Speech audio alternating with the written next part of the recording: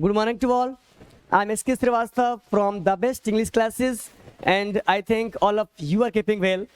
And you know about me that I'm here to teach you second day of spoken English classes. Spoken English. It is your second day. Okay? And first day, I have taught you that how to give, how to take an order. पहले class में हम लोगों ने सीखा था कि आज्ञा कैसे देते हैं या आज्ञा कैसे लेते हैं, मतलब कि ऑर्डर से रिलेटेड जो हमारा सेंटेंसेज होता है, जो वाक्य होता है, हम उसे कैसे चेंज करते हैं इंग्लिश में। इसके बाद हम लोगों ने सीखा था कि इसका स्टार्टिंग V1 से होता है, और आज के क्लास में हम उसी लेक्चर को आगे करते हुए आगे बढ़ेंगे। ठीक है, तो आज का आपका जो लेक्चर, हम इसके बारे में अगर बात करें तो हम इसके बारे में हम आज काम करने वाले हैं। किसके बारे में बच्चा पार्टी? तो वर्ब ऑफ टू हैव। एक बार चेक कीजिएगा ये पूरा विजिबल है क्या please. Okay my dear students, sorry my dear friends, actually I will teach you second day of spoken English, and in second day I will teach you verb of to have. हम आज इस class में पढ़ने वाले हैं verb of to have का use. ठीक है, तो सबसे पहले तो आप ये जान लो, आपको सबसे पहले जानना होगा, कायदे से कि इस हैव का मीनिंग हमारा क्या होता है। इस हैव का मीनिंग हमारा क्या होता है? इस हैव का मीनिंग हमारा होता है पास। Is it okay? Is it correct? यहाँ आइए, ध्यान दीजिएगा। थोड़ा सा हम पहले बात कर लेते। आपको पता है कि आपका जो मेन वर्ब होता है इसका फॉर्म 5 होता है। आपने यहाँ कायदे से क्या लिखा? फर्स्ट फॉर्म, सेकंड फॉर्म, फिर थर्ड, फोर्थ एंड फिफ्थ। और आप ये भी जानते हैं हम इसे कायदे से कहते हैं प्रेजेंट। अरे बोलो ना हाँ, इसे कहते हैं प्रेजेंट, इसे कहते हैं पास्ट, इसे कहते हैं परफेक्ट, इसे कहते हैं क्या? परफेक्ट, और इसे कहते हैं कंटिन्यूअस। और इस कहानी को लेकर अगर आगे आ जाए तो आपको पता है कि इसे भी हम कहते हैं प्रेजेंट। तो इसका मतलब हमें समझ में ये आ रहा है, आप ये समझ पा रहे हैं, ये भी हमारा क्या है? प्रेजेंट ही है। PRESENT, continuous OUS। हम थोड़ा आपसे बात करते हैं। आपको पता है कि जहाँ कहीं भी आप देखेंगे इस V1 का यूज किया गया या आप देखेंगे इस V5 का यूज किया गया है, इसका मतलब वह सेंटेंस हमारा कहाँ होगा?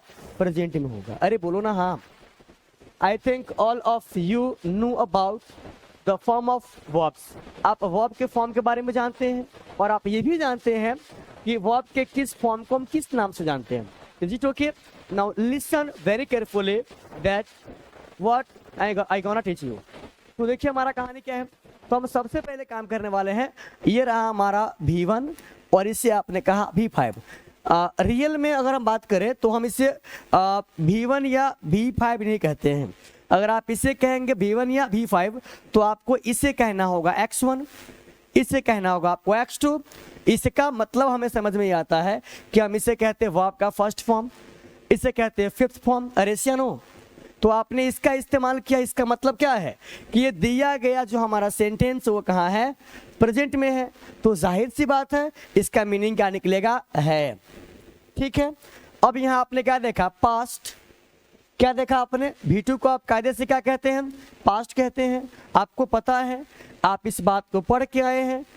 पढ़ के क्या आए हैं? हम इसके बारे में थोड़ा सा आपसे बात करते हैं। आपने यहाँ पे लिखा है और आप इस बात को जानते भी है। अगर हम हैव के फॉर्म के बारे में बात करें तो ये रहा हमारा हैव, यहाँ लिखा मैंने हैड, ये भी रहा हमारा क्या? हैड। और यहाँ हमने क्या लिखा? हैविंग। यहाँ मैंने बच्चा पार्टी क्या लिखा? हैविंग। ये हमारा क्या हो गया? या हम इसको मिटाते हैं और यहाँ लिखा मैंने क्या? Having, HAVING। और यहाँ लिखा आपने क्या? हैज। तो इसे आप कहते हैं फर्स्ट फॉर्म, इसे कहते हैं सेकंड फॉर्म, इसे कहते हैं थर्ड फॉर्म, इसे आपने कहा फोर्थ, और इसे आपने कहा क्या? फिफ्थ। इतनी समझ तो आपके पास होगी। तो आपने सबसे पहले मेंशन किसको किया है? इस हैव और इस हैज को। तो आपने यहाँ पे क्या लिखा है? आपने यहाँ लिखा ये हैव और ये रहा आपका हैज। इसका मतलब ये है कि ये हमारा वर्ब का फर्स्ट फॉर्म है और ये हमारा फिफ्थ फॉर्म है। और आपको ये आपको पता है, इस बात को आप अभी पढ़े हैं कि V1 और V5 को हम कायदे से कहते हैं प्रेजेंट। अरे बोलो ना हाँ, हम इसे क्या कहते हैं? प्रेजेंट। फिर आपने क्या देखा, यहाँ हैड लिखा हुआ है, मतलब ये अपने आप में क्या है? V2 है। V2 को आप क्या कहते हो? वर्ब का सेकंड फॉर्म। ये हमारा क्या शो करता है? तो पास्ट को। और पास्ट में आप क्या लिखते हो? था। Is it okay? अब देखिएगा हमारा कहानी आपके सामने यहाँ क्या होने वाला है। अब मैंने यहाँ क्या लिखा? सब्जेक्ट किस बाद विल हैव प्लस ऑब्जेक्ट। अगर आपसे हम कायदे से बात करें तो आपको पता है कि जब आप यूज करते हो इस सेल का या आप यूज करते हो इस विल का, तो इसके बाद आप हमेशा लिखते हैं क्या? V1। अगर कोई पूछेगा आपसे कि आपने इस हैज हैव वाले फॉर्म में, इस हैव, ये आपका हैव है और ये आपका हैज है, तो आपने यहाँ केवल क्या लिया है? हैव लिया है। आपने यहाँ पे हैज क्यों नहीं लिया?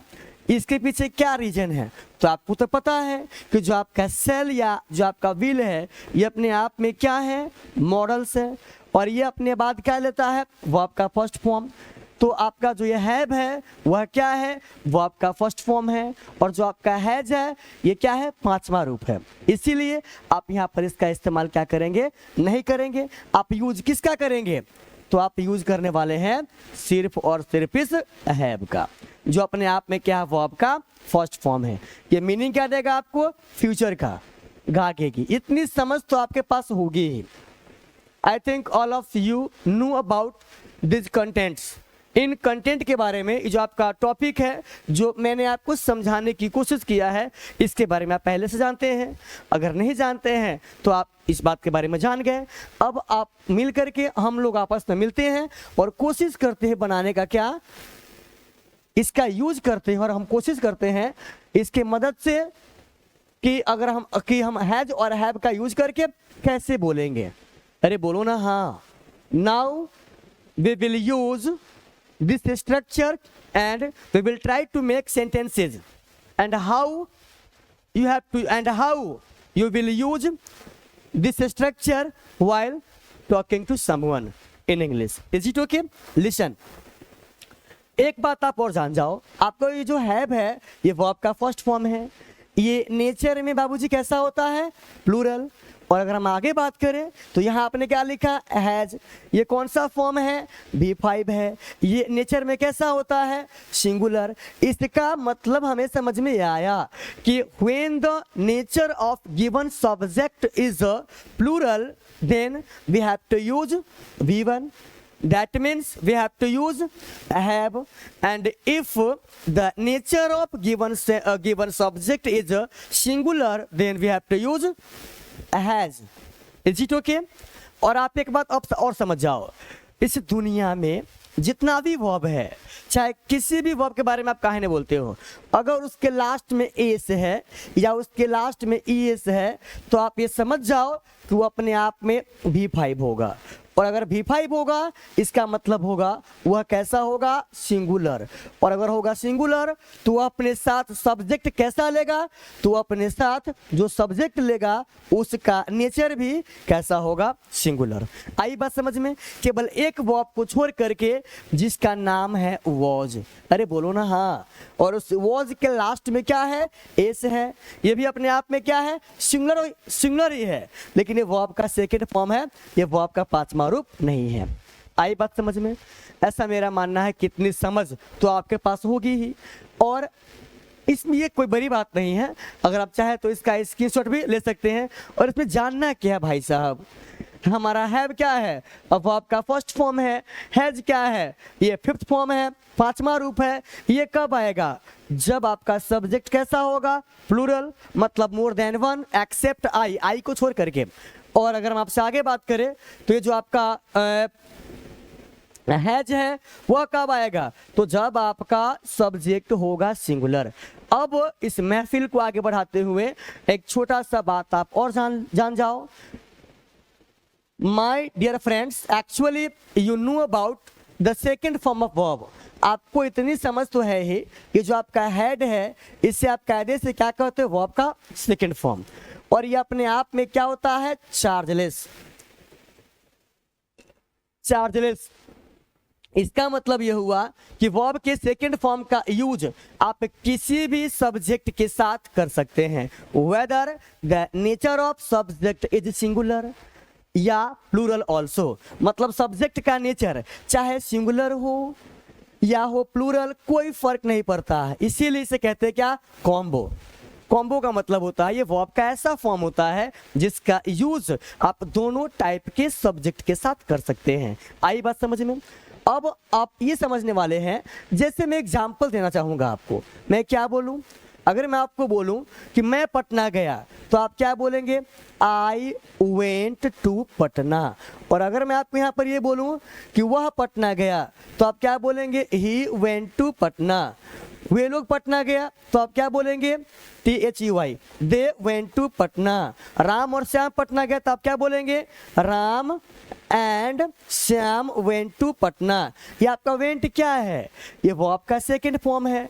इसका यूज आप कर सकते हैं सिंगुलर और प्लूरल दोनों टाइप के सब्जेक्ट के साथ। थोड़ा सा डिस्कशन जो है हम इस आई के बारे में कर लेते हैं, क्योंकि बच्चों को होता है क्या, समस्या होता है, डाउट होता है इस आई के बारे में। मेरे भाई इस आई का मतलब होता है क्या, मैं। अरे बोलो ना हाँ, मैं का मतलब क्या होता है, एक। तो ये नेचर में सिंगुलर है, ये नेचर में क्या है, सिंगुलर है, लेकिन यूज में, लेकिन प्रयोग में, यूज में है प्लूरल। ये यूज में हमारा क्या है, प्लूरल।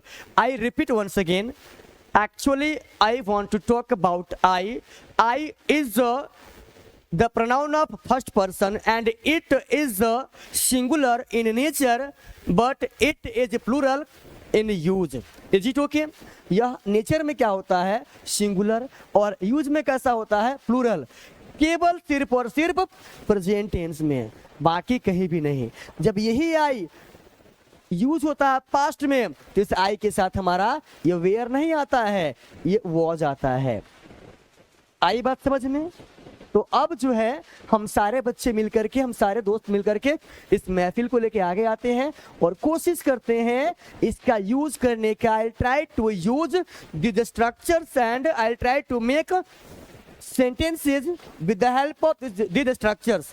इस मतलब कि हम इन लोग इस स्ट्रक्चर का यूज करके कोशिश करते हैं वाक्य को बनाने का। ठीक है, मेरे पास कार है, आई हैव अ कार। मेरे पास घड़ी है, आई हैव अ वॉच। मेरे पास घर है, आई हैव अ हाउस। मेरे पास सब कुछ है, आई हैव एवरीथिंग। मेरे पास 2 कार है, आई हैव 2 कार्स। मेरे पास 5 बेटा है, आई हैव 5 सन्स। आपके पास क्या है, व्हाट यू हैव, ऐसा आपने भी नहीं पढ़ा है। आगे बात करते हैं। आपके पास 2 छाता है, यू हैव 2 अम्ब्रेलास। आपके पास एक किताब है, यू हैव अ बुक। आपके पास बहुत सारी किताबें हैं, you have a lots of books. ठीक है, यहाँ पर आप मोहन, सोहन, सीता, गीता किसी का भी यूज कर सकते हैं। सीता के पास पैसे हैं, सीता हैज मनी।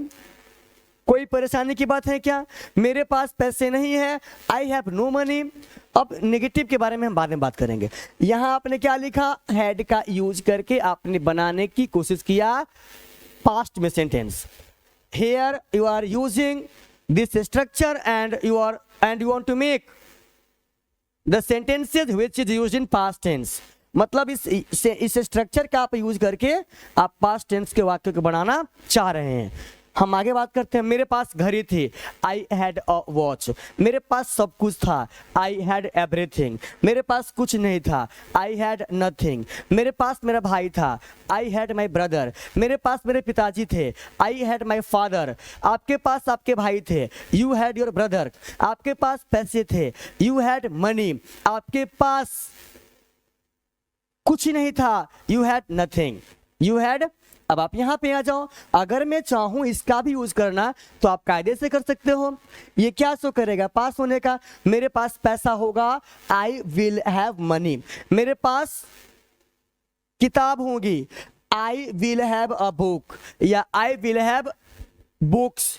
किताबें होगी तो बुक्स, मेरे पास सब कुछ होगा, आई विल हैव एवरीथिंग। आपके पास कुछ नहीं होगा, यू विल नॉट हैव या यू विल हैव नथिंग। हम बताएंगे आपको इस नो के बारे में और इस नॉट के बारे में, आई बात समझ में, और बताएंगे क्या आप जान लीजिए, समझिएगा इन चीजों को मेरे भाई। ये नो हमारा अपने आप में क्या है, एक एडजेक्टिव है, और ये हमारा नॉट अपने आप में क्या है, एक एडवर्ब है। हाँ, कहीं कहीं यह भी काम करता है एडवर्ब का, ठीक है। और आपको पता है कि जो हमारा नो है, जब ये अपने आप में एक एडजेक्टिव है तो एडजेक्टिव का, एडजेक्टिव नहीं एडजेक्टिव, तो इसका फंक्शन क्या होता है, एडजेक्टिव का काम क्या होता है, तो ये क्वालिफाई करता है। अरे बोलो ना हाँ, ये क्या करता है, क्वालिफाई करता है। क्वालिफाई का मतलब होता है विशेषता बताना। ये विशेषता बताता है किसका, तो ये विशेषता बताता है, ये विशेषता बताता है किसका, तो नाउन या प्रोनाउन का, नाउन या प्रोनाउन का। कौन, नाउन या प्रोनाउन का विशेषता बताने का काम करता है कौन, ये हमारा नो। इसीलिए जब बनाएंगे हम इसका नेगेटिव स्ट्रक्चर कि मेरे पास कलम नहीं है, तो आप इस नो का करेंगे यूज कैसे, तो देख लीजिए, आई हैव नो पेन। आपने यहाँ क्या लिखा, अरे बोलो ना, आई हैव नो पेन। ये नो हमारा कहाँ आया, इस पेन के जस्ट पीछे आया। पेन अपने आप में क्या है, नेम ऑफ एन ऑब्जेक्ट, किसी वस्तु का नाम है, तो आप इसे कायदे से क्या बोलोगे, आप इसे नाउन बोलोगे। नाउन से पहले हमारा क्या आता है, एडजेक्टिव आता है। ये नो हमारा अपने आप में क्या बन गया, एडजेक्टिव बन गया। And as we all know, adjective, an adjective qualifies a noun या प्रोनाउन इन अ सेंटेंस। आपका जो एडजेक्टिव है ये क्वालिफाई करता है नाउन या प्रोनाउन को आपके सेंटेंस में। Is it correct? आइए आगे बात करते हैं। लेकिन ये जो आपका नोट है ये हमारा आता है वर्ब के लिए।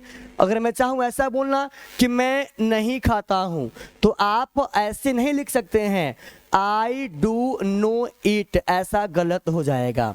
क्यों? क्योंकि आपका जो ईट है, ईट का मतलब खाना होता है।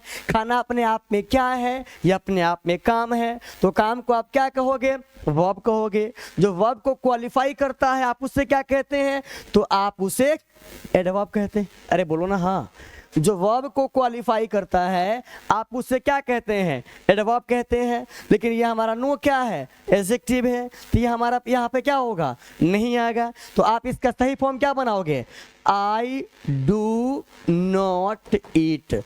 अब ये जो आपका ईट अपने आप में क्या है, वर्ब है। इससे पहले हमारा क्या आ गया, नॉट। क्वालिफाई किसको किया, वर्ब को। ये हमारा अपने आप में क्या बन गया, एडवर्ब। अरे बोलो ना हाँ, कोई परेशानी की बात है क्या?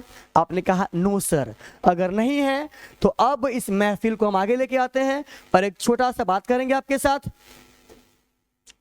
और देखिएगा हमारा कहानी यहाँ पर क्या होने वाला है। हम सबसे पहले अब कोशिश करते हैं बनाने का कुछ sentences, and you will have to do practice with मी।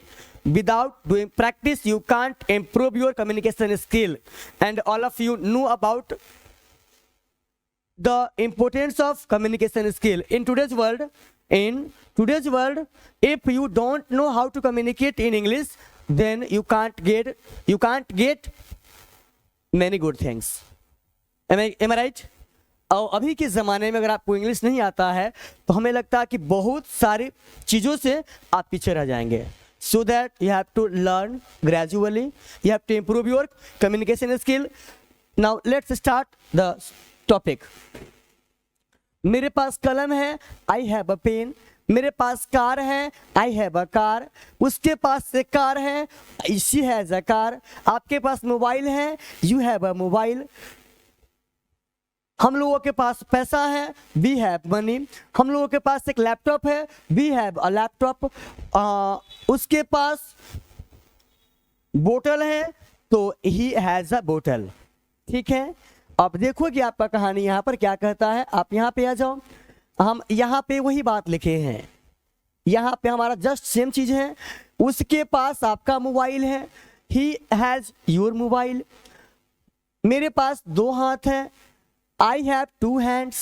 ऋतिक रोशन के पास 11 उंगलियां हैं, तो ऋतिक रोशन हैज 11 फिंगर्स। मेरे पास मेरा बाल बड़ा है, आई हैव लॉन्ग हेयर।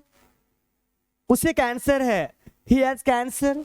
बच्चों के पास क्या है? खिलौने हैं, चिल्ड्रेन हैव टॉयज। उनके पिताजी के पास एक कार है, his father has a car. इस तरीके से आपने क्या किया? प्रैक्टिस करने की कोशिश किया। By this way you tried to do practice with me. अब आप आगे आ जाओ। अब ये रहा हमारा हेड को लेकर के, ये क्या करना है इसमें? बिल्कुल कुछ भी तो नहीं है। मेरे पास एक लैपटॉप था तो आई हैड अ लैपटॉप। मेरे पास मोबाइल था तो आई हैड अ मोबाइल। मेरे पास पैसा था, आई हैड मनी। उसके पास पैसा था, ही हैड मनी। उसके पास कार था या थी, यू हैड। उसके पास तो ही हैड अ कार। आपके पास कार थी तो यू हैड अ कार। बच्चों के पास क्या थी? खिलौने थे। Children had toys. बउआ हो, आप लोग जो इसके साथ ऐसा मत समझिएगा कि CHILD इसी में हम जोड़ते हैं REN, तो ये हमारा कायदे से क्या बनता है? ये हमारा CHILD, तो ये हमारा कायदे से क्या बनता है? ये हमारा कायदे से बनता है प्लूरल। अब इसमें फिर आप एस मत जोड़िएगा, ये हमारा हो जाएगा बदतमीजी। क्या हो जाएगा? बदतमीजी हो जाएगा। अब आप आओ कहानी को लेकर हम आगे बढ़ाते हैं। उनके पिताजी के पास एक कार थी तो his father had a car. इन तमाम चीज़ों को हिसाब से आप कर सकते हैं क्या? प्रैक्टिस जो मैंने आपके सामने यहाँ लिखा है, यह हमारा क्या है? अब हमने इसी का इस्तेमाल किया कैसे? फ्यूचर के लेकर के। मेरे पास क्या बोलते हैं, उसके पास पैसा होगा तो ही विल हैव मनी। उन लोगों के पास सब कुछ होगा तो दे विल हैव एवरीथिंग। बच्चों के पास खिलौने होंगे तो चिल्ड्रेन विल हैव टॉयज। उनके पिताजी के पास गाड़ी होगी या कार होगा तो her father will have a car. तो ऐसा मुझे लगता है कि हम लोग जो है, मैं क्या बोलूँ आपको, इतना काम हमारा हो चुका है। और अब जो हमारा नेगेटिव स्ट्रक्चर है, हेड के साथ जो हमारा गॉट आता है और इसके साथ साथ जो हमारा नेगेटिव स्ट्रक्चर है शायद यहाँ है, ये रहा हमारा नेगेटिव स्ट्रक्चर। हम इसके बारे में बात करेंगे स्पोकन के 3rd लेक्चर में, ठीक है? तो मिलते हैं और नेक्स्ट क्लास में। तब तक के लिए bye. Till then bye bye, take care, love you all.